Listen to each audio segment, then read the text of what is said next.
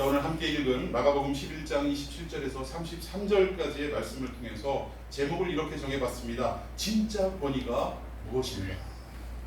우리가 교회 생활을 하면서 한번 이 부분에 대해서 생각을 해야 된다는 거예요. 우리가 권위의식 이런 말이 있는데 정말 우리 성도들이 또 교회가 가져야 할 진짜 권위는 무엇인가?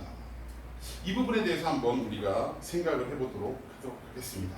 자, 오늘 먼저 27절 말씀 읽고 시작합니다. 27절 시작. 그들이 다시 예루살렘에 들어가니라. 예수께서 성전에서 권위실 때에 대제사장들과 서기관들과 장로들이 나와.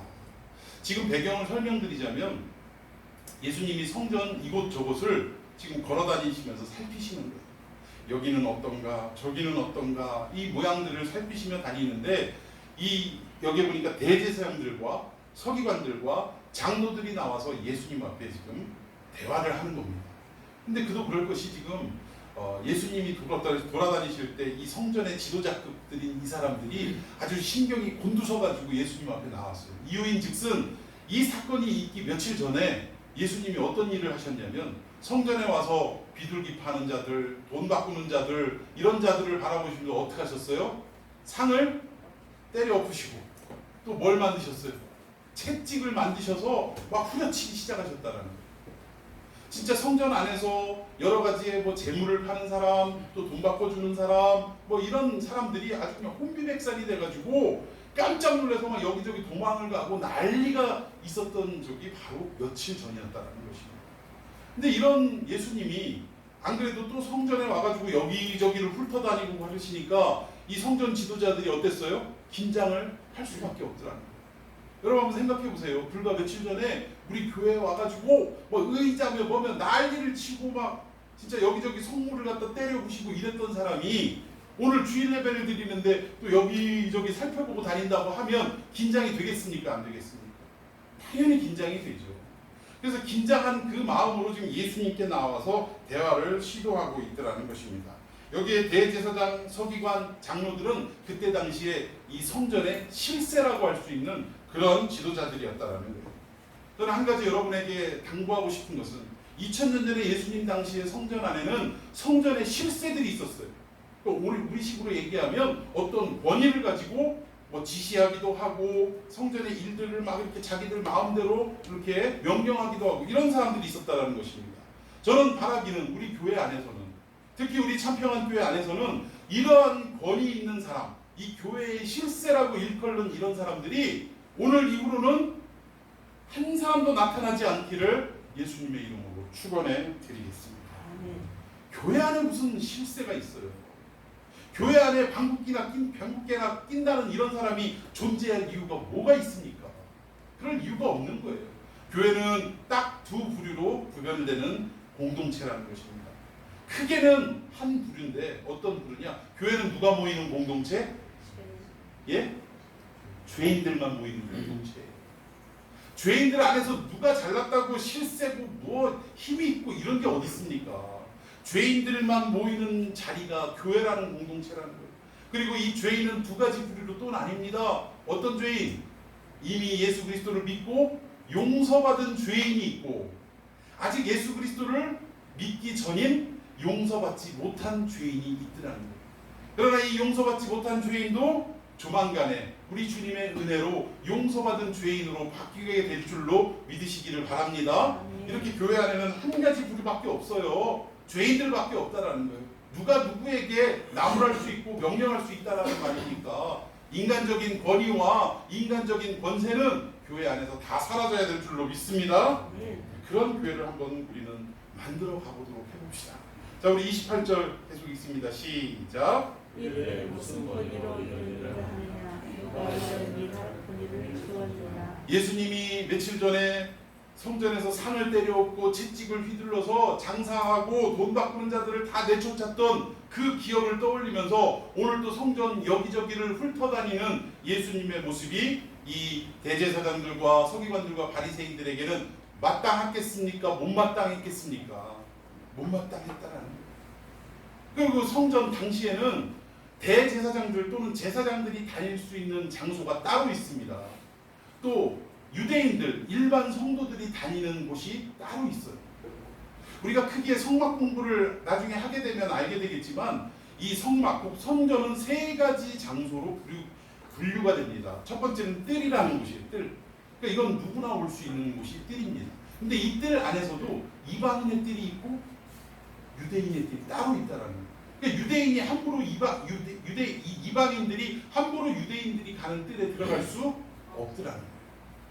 또 이 유대인이라고 해서 아무데나 휘짓고 다닐 수 있는 게 아니라 이 성막 안에 성전이 있는데, 성소가 있는데 성소는 제사장들이 들어갈 수 있어요.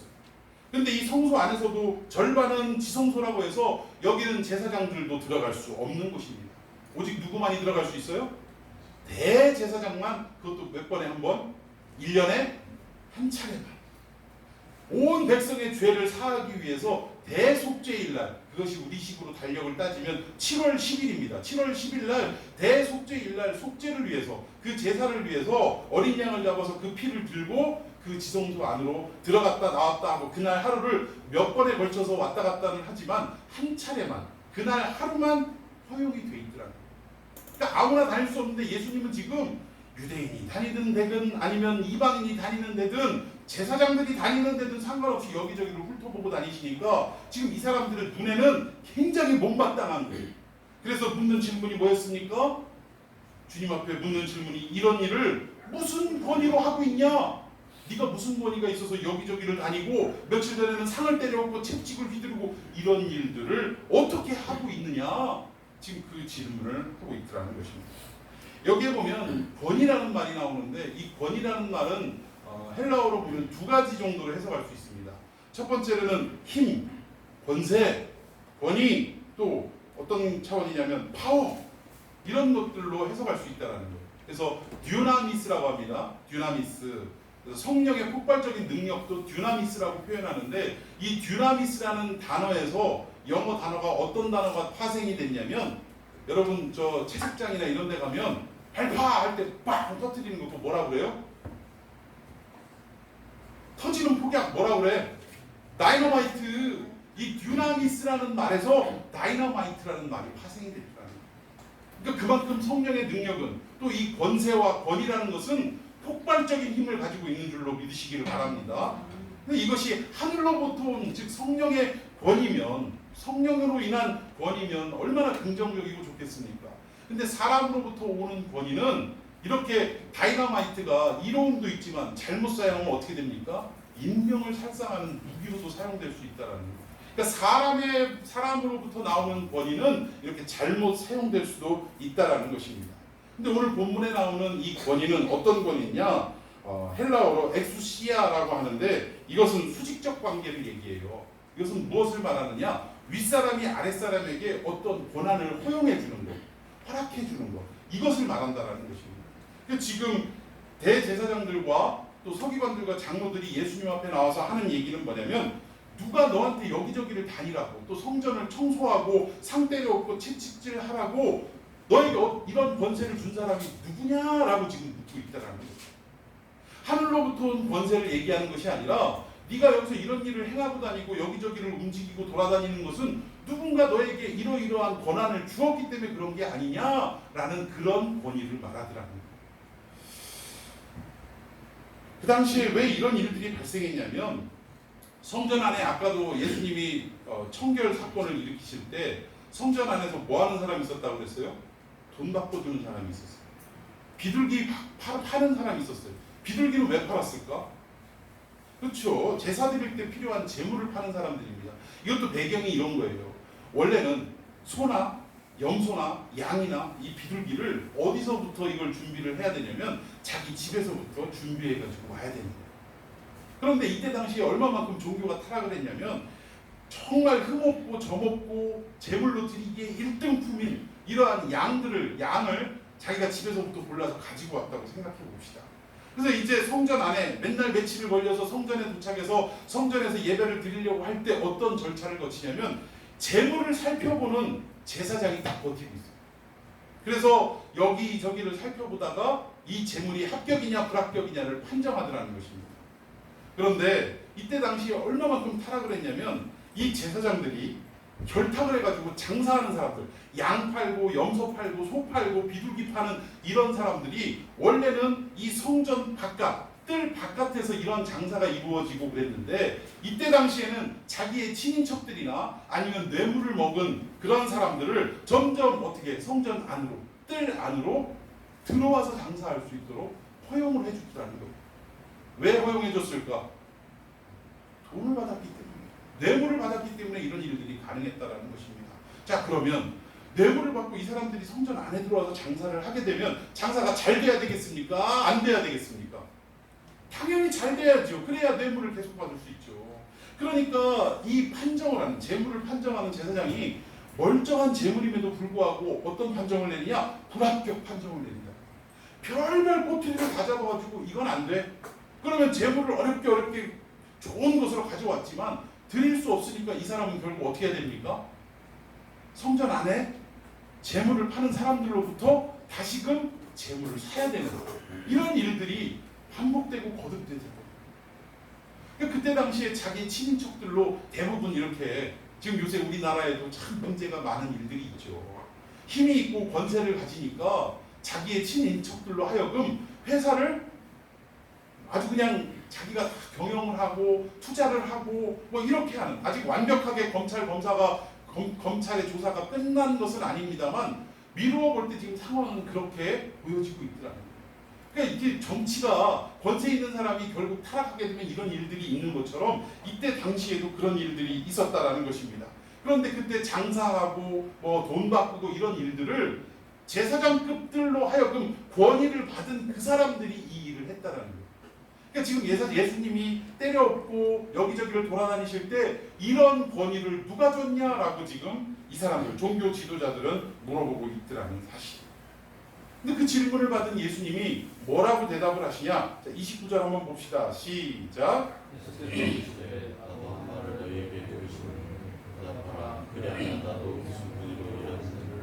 자, 이 말은 뭐냐면, 질문을 받은 예수님이 야, 그럼 나도 한마디 하자. 니들 말에 대답하기 전에 나도 먼저 한번 질문을 해보자 라는 그런 의미라는 거예요. 자, 30절. 요한의 세례가 하늘로부터 오냐 사람으로부터냐 내게 대답하라. 예수님이 이렇게 물어보셨다라는 거예요. 니들이 먼저 대답하면 나도 대답하겠다라고 새로운 질문을 던져주셨다라는 것입니다. 근데 이 질문이 어떤 질문이냐면 이런 것과 마찬가지예요. 예를 들자면 옛날에 어느 마을에 한 부자가 있었다고 합니다. 근데 이 부자가 가난한 사람들, 동네 사람들을 얼마나 무시하고 얼마나 놀림을 주었냐면 돈보따리 요만한 걸 하나 가지고 와가지고 내가 내는 질문의 세 가지가 여러분들이 잘 답을 하면 내가 이 돈을 주겠소 하고 사람들을 놀리기 시작하는데, 처음에 질문이 뭐냐면 해가 어느 쪽에서 뜹니까? 라고 물어보면 뭐라고 대답합니까? 해가 어느 쪽에서 떠요? 북쪽에서 떠요? 당연히 동쪽에서 뜨죠. 동쪽에서 뜹니다. 그럼 맞았습니다. 첫 번째 문제 맞았습니다. 이렇게 당연한 질문을 두 가지를 먼저 내더라는 거예요. 그러니까 두 번째도 당연히 대답할 수 있겠죠.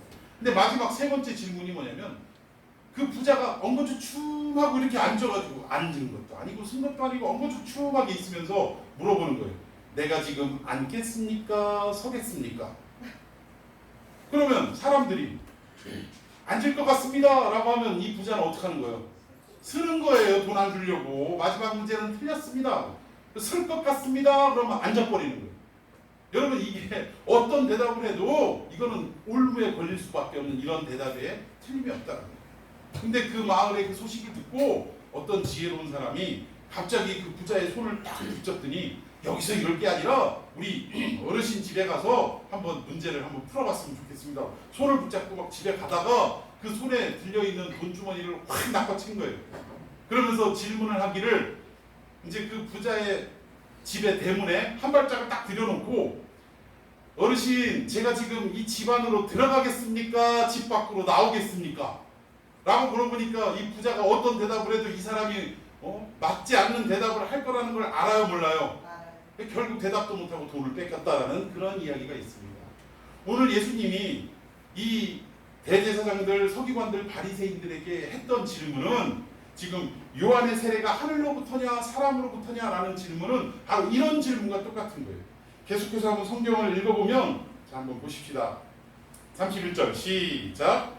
그들이 서로 논하되 만일 하늘로부터 것을 듣지 아니하는 만약에 하늘로부터입니다 라고 이 종교 지도자들이 대답을 했다면 그럼 어떤 책망이 들어오냐면 왜 세례 요한을 믿지 않았냐?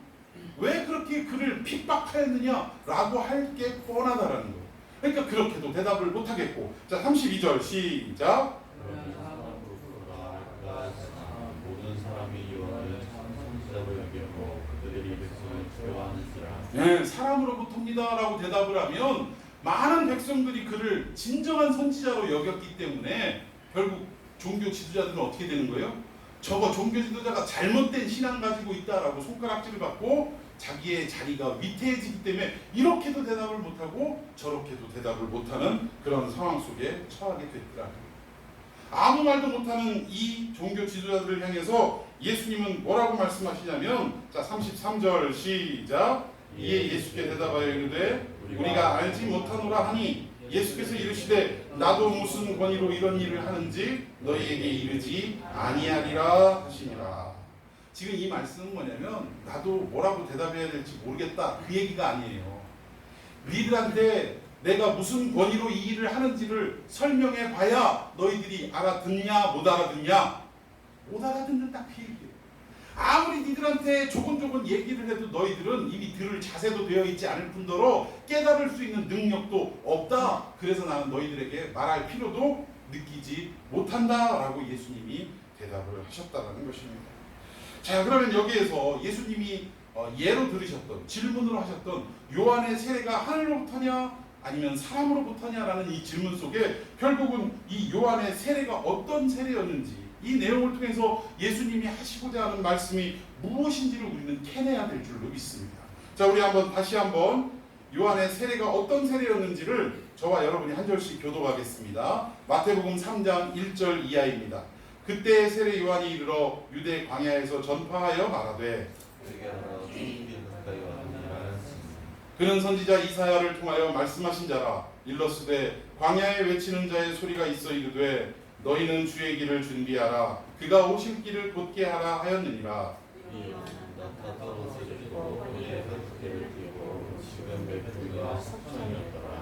이때에 예루살렘과 온 유대와 요단강 사방에서 다 그에게 나와 자기들의 죄를 자복하고 요단강에서 그에게 세례를 받더니 요한이 많은 바리새인들과 사두개인들이 세례 베푸는 데로 오는 것을 보고 이르되 독사의 자식들아 누가 너희를 가르쳐 임박한 진노를 피하라 하더냐. 그러므로 회개에 합당한 열매를 맺고.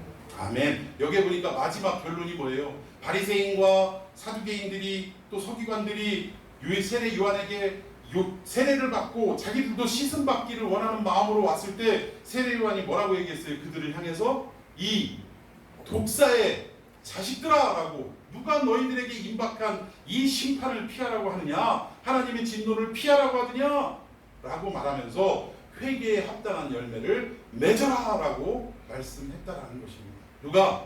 세례 요한이 그렇게 얘기를 했다라는 거예요. 세례 주면서 누구나에게 다 세례를 준 것이 아니라 오히려 바리새인 서기관들 사두개인들을 향해서는 이렇게 너희들 보고 누가 임박한 진노를 피하라고 하느냐, 너희들 심판 그대로 받아라, 하나님의 진노를 받아라 이러면서 니들이 그것을 정받기 싫으면 회개에 합당한 열매를 맺으라 라고 세례 요한이 선언을 했더라는 거예요. 여러분, 여기에서 합당한 열매를 맺는다라는 것은 어떤 의미냐면, 자, 우리 인생 가운데 정말 삶의 열매가 있어야 되는구나. 예수 믿으면서 정말 교회만 왔다 갔다 하고 이것이 아니라 합당한 삶의 열매가 있어야 되겠다라는 정도로 생각한다면 그건 50점짜리 신앙이다. 여기서 말하고자 하는 세례 요한의 의도는 뭐냐? 예수님은 항상 열매에 대해서 얘기하시면서 그 열매 자체를 기뻐하신 적은 없어요. 뭐라고 말씀하셨냐? 열매를 보면 뭐를 알 수 있다라는 거예요? 그 나무를 알 수 있다 이거예요. 저는 농사를 짓지 않았지만 열매가 맺어 있지 않는 상태에서 제가 듣기로는 사과나무와 배나무를 구별하는 게 굉장히 어렵다고 합니다. 아주 고도의 전문가가 아니면, 이건 뭐 시골에 산다 할지라도 열매를 확인하지 않으면 이게 사과나무인지 배나무인지 알아볼 방법이 없더라는 거예요. 그런데 시간이 지나서 이 나무가 사과나무인지 배나무인지는 언제 알 수 있어요? 열매가 맺어지면 아 이거 사과구나, 아 이거 배구나 라는 것을 알 수 있더라는 것입니다. 물론 농사 짓는 사람은 이 나무가 무슨 나무인지 알고 심었으니까 당연히 알겠죠. 그런데 지나가는 사람들에게는 그 나무가 열매가 맺어지기 전에는 무슨 나무인지 구별하는 것이 너무나도 어렵더라는 거예요. 그래서 결국 예수님이 자꾸 말씀하시는 건, 열매에 대해서 말씀하시는 건 결국은 무엇을 확인하려고 하시는 거냐? 그 나무가 어떤 나무냐? 결국 따지고 말하면 열매 자체보다는 그 나무의 뿌리가 무엇이냐에 대해서 예수님은 더 중점적으로 설명을 하셨다라는 것입니다.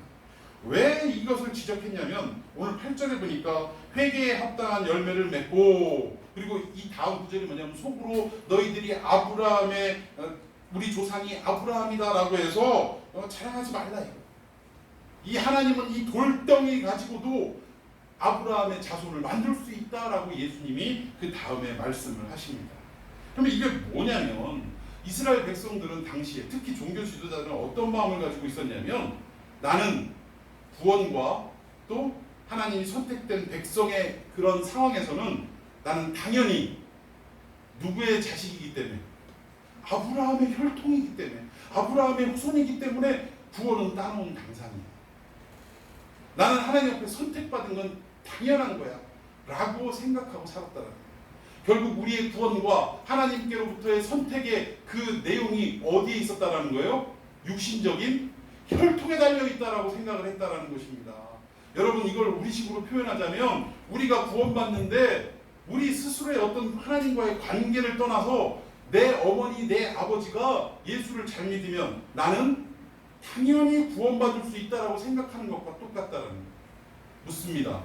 우리 부모님이 잘 믿으면, 우리 부모님이 목사고, 우리 사모님이고, 우리 아버지가 장로님이고, 우리 어머니가 권사님이면, 또 교회에 시대한 막대한 공을 세우고 헌금도 많이 하시고 교회에 여러 가지 중차대한 임무를 맡고 그렇게 눈물로 기도하고 새벽부터 신앙생활을 그렇게 하신 분이라면 그 자녀는 당연히 구원받는 인생입니까? 어떻습니까? 결코 아니라는 거예요.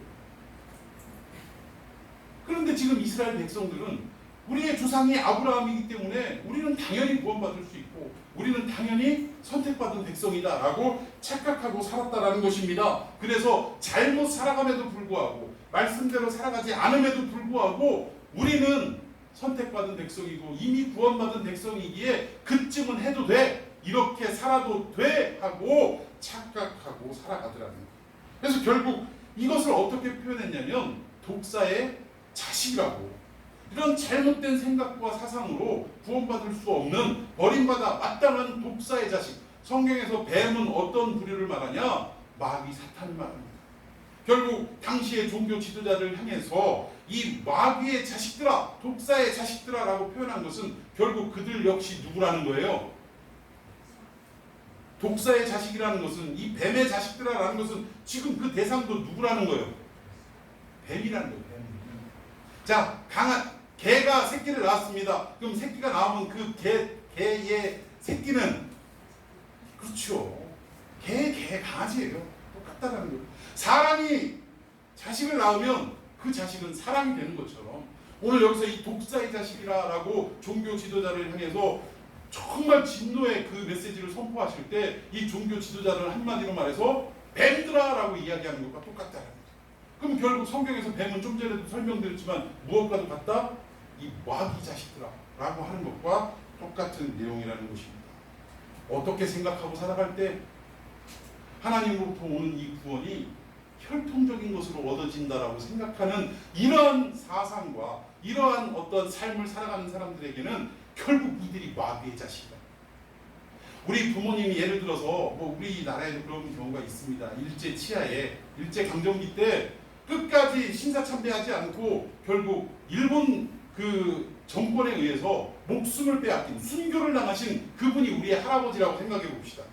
그럼 우리 할아버지가 순교했기 때문에 나는 당연히 구원받은 집안이야 라고 착각한다는 것은 이건 대단한 진짜 문제가 있는 그러한 생각이라는 거예요.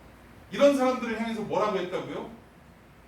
예수님이 세례 요한이 얘기했잖아요. 이 독사의 자식들. 너희들이 그런 생각으로 살아가면 결국은 뭐예요? 구원이 아니라 버림받고 지옥받는, 누가 하나님의 진노를 피하라고 하냐? 니들 그 진노 다 당해라 라고 말하는 대상이 될 수밖에 없더라는 것입니다. 한마디로 말하면 당시에 이 뱀들아 독사의 자식들아라고 일컬음 받았던 종교 지도자들, 혈통으로 말미암아 구원을 얻을 수 있다라고 착각했던 이들은 결국 뭐예요? 하나님의 백성들, 하나님의 자녀들이 아니라는 말을 지금 하고 있다라는 것입니다. 너희들은 하나님께 속한 자들이 아니다라는 그 이야기를 하는 거예요. 아브라함의 혈통이라고 구원의 백성, 선택된 백성이라고 생각하지 말라, 지금 그 말씀을 하고 있더라는 것입니다. 결국 이 말은 우리가 설득하고 또 깨우친다고, 결국 그 바리새인 서기관들 대제사장들은 아무리 예수님이 설득하고 가르쳐주고 깨우쳐준다고 해서 알아듣는 대상들이 아니다.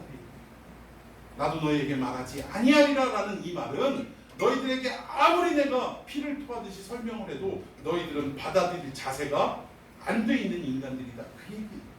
그래서 나도 대답하지 않겠다라고 예수님이 말씀하셨다는 것입니다. 결국 이 종교 지도자들은 예수님 앞에 무슨 권위로 이런 일을 하느냐라고 질문했다라고 했는데, 여기서의 이 권위는 사람으로부터 오는 권위를 말하는 거예요. 내가 장사할 수 있는 권위, 돈 바꿀 수 있는 권위, 성전 안에서 어떤 이문을 남길 수 있는 이런 권위를 누구에게 받았느냐라고 질문을 했던 이 종교 지도자들에게 예수님은 뭐예요? 나도 이 권위가 어디에서 오는지 너희들에게 설명하지 않겠다라고 말씀하시면서 결국 예수님의 권위는 하늘로부터 온 것임을 당신의 제자들에게 설명하셨다. 여러분, 하늘로부터 온 권위는 어떤 거냐?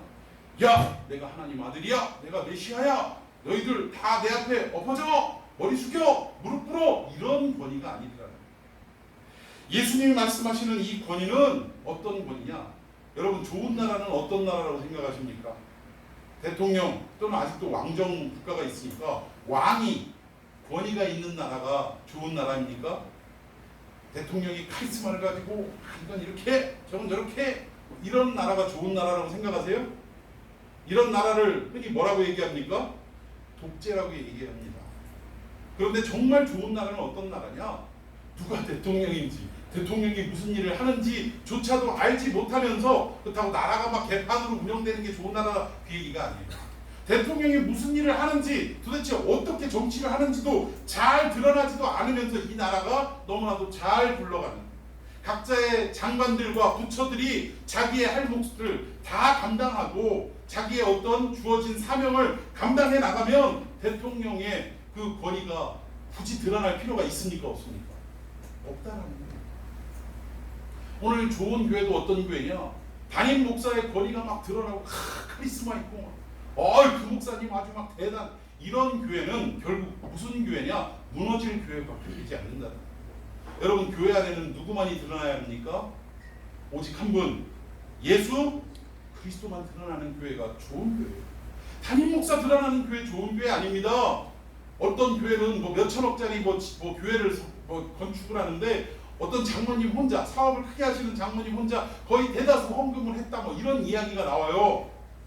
여러분, 그 장모님이 자꾸 그 교회가 거론될 때마다 그 등장되는 거, 이거 좋은 교회입니까? 아닙니까? 좋은 교회 될 수 없어요. 왜? 예수님이 드러나야 할 교회가 자꾸 헌금만이 한 장모님이 드러난다면 이것은 하나님의 교회가 아니라 사람의 교회로 어느샌가 전락할 수밖에 없기 때문에 그렇다. 여러분, 우리 교회는 목사가 드러나는 교회가 안 되었으면 좋겠습니다. 목사가 굳이 이럽시다 저럽시다 막 카리스마를 가지고 하는 것보다 각자 신앙의 그 어떤 성장이 커져서 자기가 맡은 바 말씀대로 그 부서장들이 알아서 다 하고, 또 부서장하고 함께 동역하는 우리 부서원들이 딱 알아서 자기의 몫을 잘 감당하다 보면 담임 목사가 드러나지 않아도 그 교회는 건강하게 믿음 안에서 잘 굴러가는, 운영이 되는 그런 교회가 될 줄로 믿습니다. 오직 누구만이 드러나요? 그런 교회는 이거는 사람으로서는 이해할 수 없는 교회인데 어떻게 카리스마 있는 사람 한 사람도 없는데 이렇게 잘 운영이 될까? 이 교회는 누가 살아 역사해요? 예수님 살아 역사하는구나 라고 예수님만 드러날 수밖에 없게 하는 그 교회, 그 교회가 진정한 교회인 줄로 믿습니다. 오늘 진정한 권위가 교회 안에 필요한 건 하나밖에 없어요. 힘으로 권세로 누르는 그 권위가 아니라 권할 권자, 그러니까 권면하고 권하는 그 권자와 위자는 무슨 위자예요? 위로하는 그 위자. 그러니까 교회 안에서 권위는 어떤 권위만 있어야 되냐? 권하고 말씀대로 권하는 일만, 또 말씀 따라 위로하는 일만 있는 이러한 권위. 세상이 말하는 권위와는 차이가 있죠. 세상의 권위는 힘으로 누르려고 하는 권위지만 교회의 권위는 항상 말씀으로 권하고 어려움에 처한 자들을 위로하는 그 권위. 내용은 다릅니다만 줄여서 말하면 그 권위라는 거예요. 그 권위만 가득한 교회가 되기를, 권면하고 위로하는 자들만 가득한 교회가 되기를 예수님의 이름으로 축원해 드리겠습니다.